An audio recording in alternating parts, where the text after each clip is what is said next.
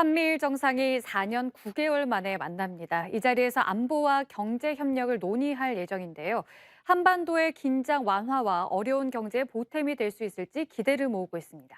네, 국내적으로 경제가 참 어려운데 정치가 해결 역할을 제대로 하고 있는지 의문도 커지고 있습니다. 마주하고 있는 현안은 참 많은데 국회가 한 달이나 마비 상태입니다. 민주당은 7월에는 국회를 열겠다는 소집 요구서를 제출했습니다. 오늘은 외교와 정치적 관심 사항을 홍진성 조선대 교수와 함께 이야기 나눠보도록 하겠습니다. 교수님 안녕하십니까? 예, 안녕하십니까? 네. 먼저 잠시 뒤인 오늘 밤 9시 반쯤이죠. 윤석열 대통령이 한미일 정상회담을 갖습니다. 또 이어서 나토 정상회의에 참석해서 연설에 나서기로도 했는데요. 이를 두고 기대와 우려가 동시에 나오고 있네요. 예, 그렇습니다.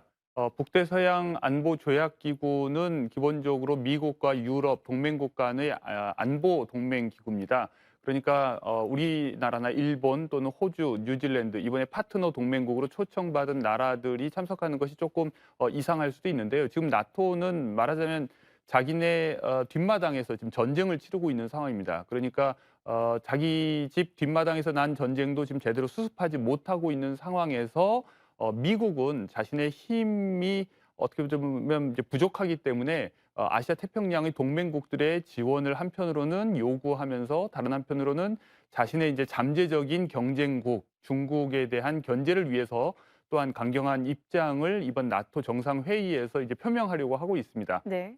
이에 대해서 이제 당연히 뭐 예상할 수 있다시피 중국은 이제 불쾌한 심기를 드러냈고요. 그리고 특히나 이제 아시아 태평양 파트너 국가들이 이제 그 나토 동맹 회의에 참여하는 것 자체에 대해서도 이제 굉장히 뭔가 민감한 반응을 보였죠. 그러나 이제 그것이 이제 뭐랄까요?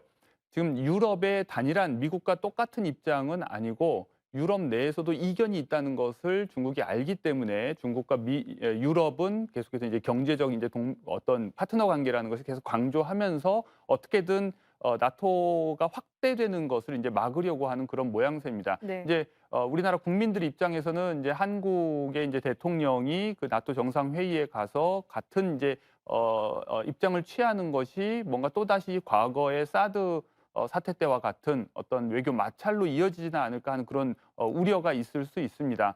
한편으로는 그러나 중국 입장에서도 한국과의 경제적 협력 관계를 완전히 이제 깨는 방식으로 갈등을 지속하고 싶지는 않을 것이고 동시에 한국 내에도 어떻게 보면 이제 균형을 추구하는 세력이 있다는 것을 알기 때문에 어느 정도 절제된 태도를 계속 보일 거라고 생각하고요. 그리고 우리나라 입장에서도 계속해서 균형만 추구하지는 않는다는 것을 보여줌으로써 오히려 이제 북핵 억지력과 관련해서 중국의 역할을 더 적극적으로 요청할 수도 있다는 점에서 뭐 그렇게 크게 아직은 이제 좀 불안한 상황으로 가지는 않을 것 같습니다.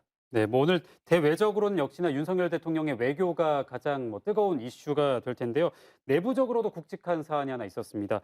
이명박 전 대통령이 형 집행을 석 달 동안 정지하고 건강상의 문제로 잠시 또 나왔습니다. 이제 뭐 당연하게도 사면 이야기가 이어지고 있는데 사실 형기가 굉장히 많이 남았잖아요. 어떻게 보십니까?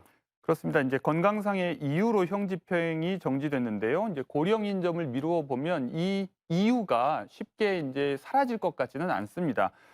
그런데 이제 그것이 곧바로 이제 사면으로까지 이어질 것이냐에 대해서는 찬반이 있는데 이제 찬성하는 사람들은 당연히 이제 박근혜 전 대통령도 사면을 했는데 뭐 이명박 전 대통령도 사면을 하는 것이 마땅하다고 보는 반면에 이제 반대하는 쪽에서는 이제 죄의 종류나 질이나 또는 지금까지 산 형기나 이런 것들이 좀 다르다고 해서 사면에 이제 반대를 하고 있습니다. 그러나 결국 이것은 이제 정치적 결정의 문제고 윤석열 대통령의 몫인데요. 이와 관련해서 조금 이제 뭐 윤석열 대통령 입장에서도 불편한 부분은 있을 수 있습니다. 왜냐하면 본인이 바로 이 사건을 기소하고 수사한 지휘 책임자였기 때문에도 그렇고요. 그리고 이제 본인이 이제 그 기소하고 할 때 이제 내세웠던 이 명분이 이제 잘 맞지 않는다는 이제 반대가 있는데요. 그러나 또 이제 윤석열 대통령 지금 주위에 있는 이른바 측근들이 주로 이제 MB계 인사들로 알려져 있기 때문에 쉽게 또 그 요구를 무시하지는 못할 겁니다. 제 생각에는 그런 의미에서도 반대하는 국민 여론이 지속적으로 많다면 현재와 같은 건강상의 이유로 형 집행정지를 지속함으로써 사실상 수감 생활을 정지하는 것도 뭐 고려하지 않을까 이렇게 생각합니다. 네. 그럼 이번에는 국회 상황을 좀 살펴보죠. 물가는 오르고 민생 상황은 참 점점 더 어려워지고 있는데 국회가 한 달 동안이나 문을 닫았습니다. 이 법사위원장을 둘러싼 갈등이 이제는 사개특위와 검수완박을 둘러싼 이 권한쟁의 심판 취소 여부로 번지면서 결국에 민주당이 임시국회 소집 요구서를 제출했는데요. 여기에 대해서 참 국민의힘은 입법 독주의 제시작이라고 비판을 하면서 다시 또 갈등으로 번지고 있는데 이 대립이 대체 언제쯤 끝이 날까요? 해결점을 찾기는 쉽지 않아 보입니다.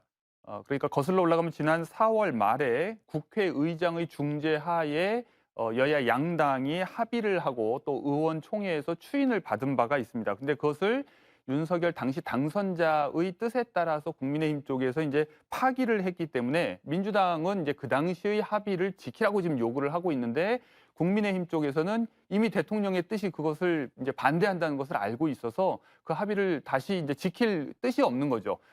양당의 입장이 이렇게 첨예하게 다르고 합의점을 찾기가 이제 쉽지 않은 상황이어서 당분간 국회 공전은 좀 이어지지 않을까 싶습니다. 네, 뭐 지금 여러 가지 쟁점들이 있지만 가장 시급한 게 역시나 국회 구성이 아닐까 싶은데요. 오히려 여당이 조금 느긋한 모습을 보여주고 있습니다. 권성동 원내대표는 특사 자격으로 필리핀 출국을 했는데 이런 양상은 왜 이어진다고 보시나요?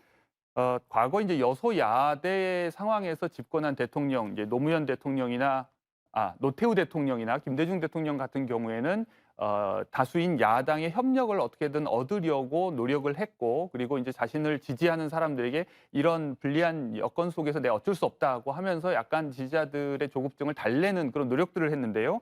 지금 우리가 확인할 수 있는 것처럼 윤석열 대통령은 이제 본인이 어떻게 보면 이제 대통령이 되는 과정에서 민주당과 겪은 어떤 악연이 있어서인지는 모르겠지만 딱히 협력하려고 하는 생각보다는 차라리 입법을 구걸하느니 대통령의 시행령이나 이제 행정명령을 통해서 우회적으로 문제를 해결하겠다는 그런 의지를 보이고 있는 것 같습니다. 근데 대통령의 뜻이 이제 이렇다 보니까 국민의힘 쪽에서도 그것을 거슬러서 굳이 소수인 본인이 이제 국민의힘이 소수인 상황에서 국회에서 뭔가 네. 야당과 합의를 하려고 하는 노력보다는 네. 그냥 이렇게 네. 지속하려고 하는 것 네, 같습니다. 알겠습니다. 오늘 정치 외교 관련 이야기 공진성 교수와 이야기 나눠봤습니다. 말씀 잘 들었습니다.